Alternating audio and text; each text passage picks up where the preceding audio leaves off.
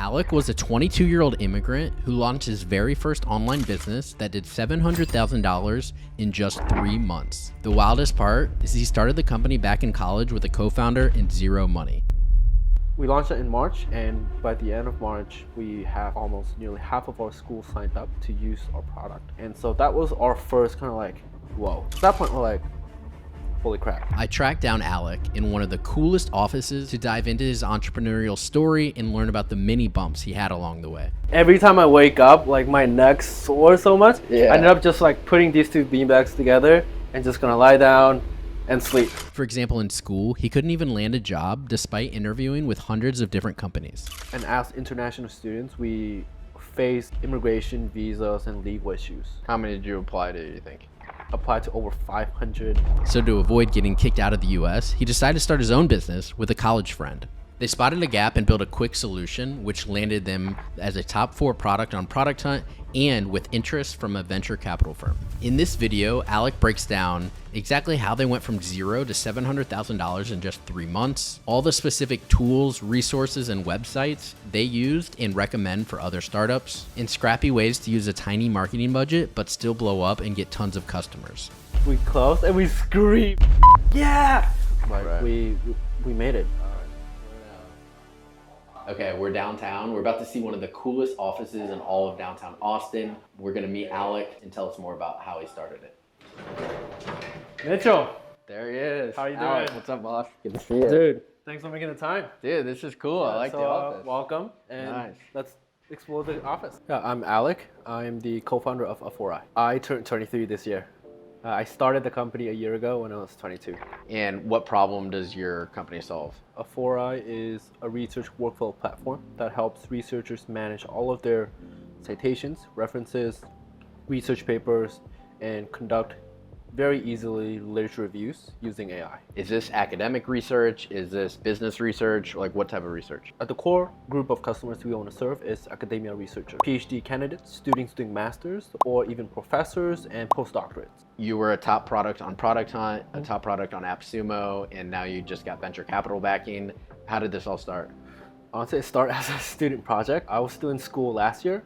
I just graduated, but it started out as a student project for a pitch competition, me and my co-founder that we started to attend in January 2023, and the grand prize was $10,000. And that pitch was in April, so I had 4 months to come up with a product, bring that to fruition, to prove that, to get traction, pitch it, and win. That was the roadmap. So the idea started when I think at that point, OpenAI, GPT-3 became a very big thing.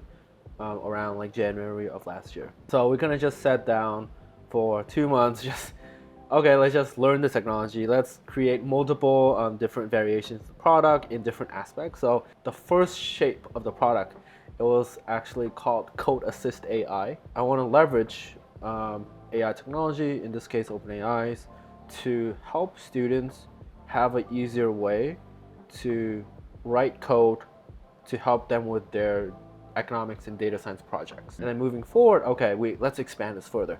What else can we do? And so one of the biggest problem that we stumbled across was students and researchers spent a lot of time having to read through the research materials, read through the essays, the research papers. For professional, serious researchers, that's the terminology is called doing literature reviews. We finished that MVP, the minimum viable product, in the end of February. So we spent a month, me and my co-founder, just kind of code through it away. And by a month later, by the end of March, we have almost nearly half of our school signed up to use our product. And so that was our first kind of like, whoa.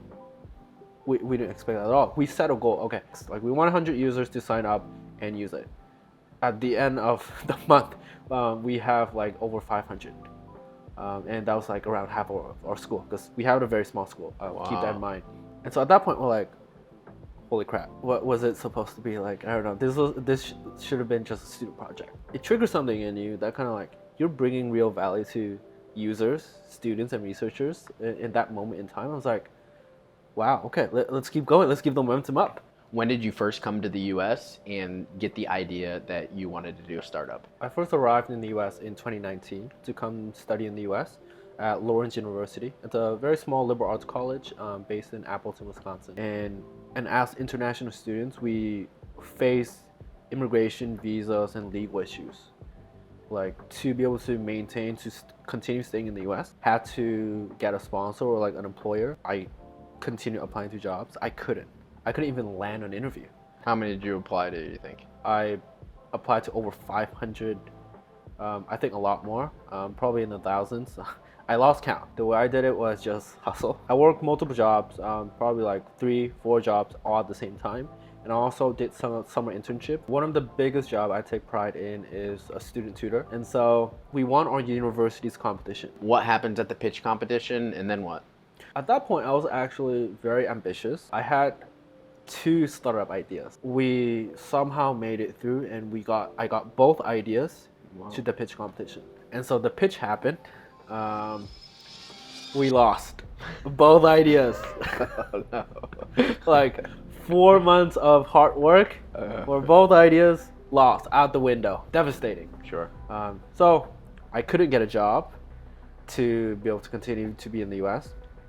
And I lost the student competition, the student pitch competition that would give me like a little bit more money to kind of live, cover my expenses. Yep. I was like, this fucking sucks, man. So I came to the conclusion there's an option. 1, go back to Vietnam. 2nd is incorporate this idea, this company, or incorporate a 4i, this current product, into a company. So we have these 2 options. Which one? So we kind of like, you know what, we came this far. We spent 4 months of blood and sweat, but 4 months, think of like no sleep, just grind. And how much money did you put into it? How long did it take to come up with the idea? When we decided that we want to build this company full time, we kind of chip in what we had, and we had around less than $10,000 to kind of sustain ourselves and finance the company once we graduated. In graduation, up until July, we wanted to launch on Product Hunt because I think that's a very popular way to get immediate traction and to validate the product further, reiterate. We didn't sleep for 48 hours. We literally just, our full energy was in Product Hunt launch. Reply to every single comment, to reply to every single feedback, record all of those feedback, to iterate, to watch the servers, or whether it crashes. If it crashes, what are the bugs that we need to fix? All of that within the span of 48 hours. I crashed afterwards, by the way. But that intention, that energy, and that focus ultimately got us ranked 4th product of the day. Little no marketing dollars, little no like bigger backings. Getting that 4th product was like, it was worth it. I'm like, wow. We did it with sheer will, right, and just like hard work. That's when a VC, Sputnik ATX, they're early stage fund based in Austin, Texas. Here we are now. They took notice. They messaged us, and this landed in my junk box, a junk email, by the way, as a customer asking like, hey, this product is really cool. How did you guys build it? We replied further, and that engagement further and further on. And at some point, they says, hey, I'm an associate at this VC. I have a little more questions on how you guys build this product. Like, can you like answer? Here are the questions. Do you guys mind like answering it? I replied back, hey, I'm happy to nerd out on our journey on how we built this product with you. But let's just do it over a call rather than like us like going back and forth on email. I think that would be a better use of both of our time. Let's just hop on a quick call. But then 2 days later, I got this call on my phone from this unknown number, a text message right afterwards.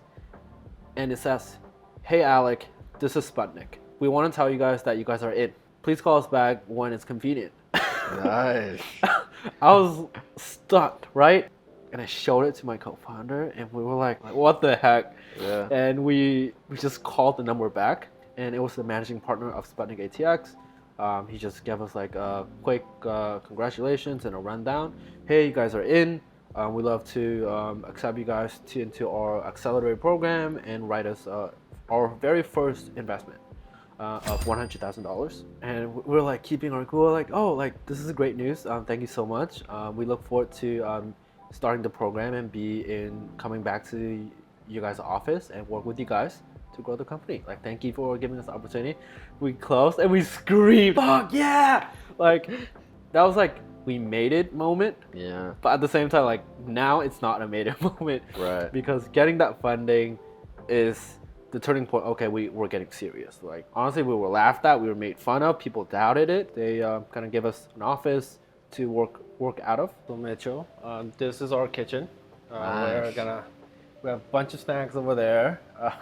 All see. as a perk, and we have a bunch of ramens. Oh, nice. They give you the meaty Yep. funding, but they keep you on a ramen diet. I know.